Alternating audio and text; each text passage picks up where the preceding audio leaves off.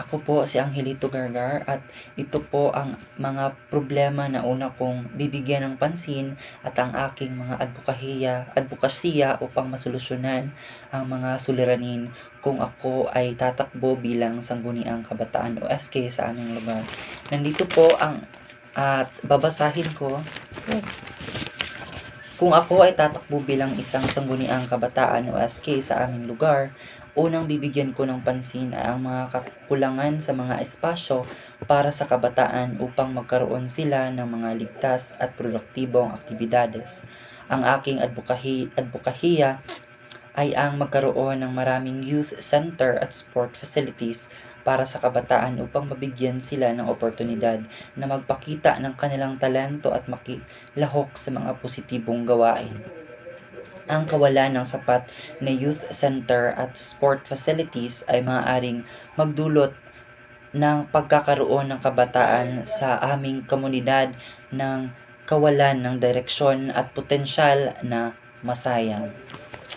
Upang malutas ito, ang aking advokasya ay naglalayong magpatayo ng mas maraming youth center at mag-improve ng mga sport facilities sa aming lugar.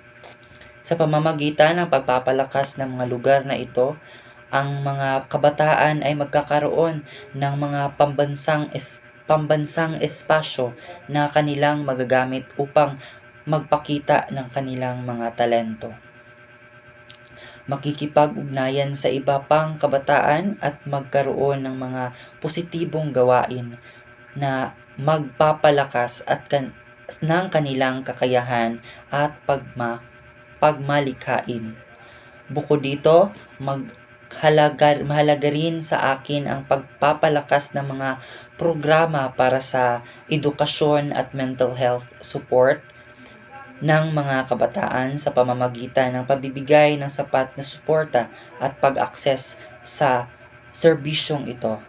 Matutulungan natin ang ating mga kabataan na magkaroon ng malusog at unlad na matatag na pagkatao sa aking pamumuno. Layunin kong buhayin at palakasin ang potensyal ng bawat kabataan sa aming komunidad upang sila'y maging mga responsable at produktibong mamamayan sa hinaharap. Yun lamang po ang aking mga advokasya or mga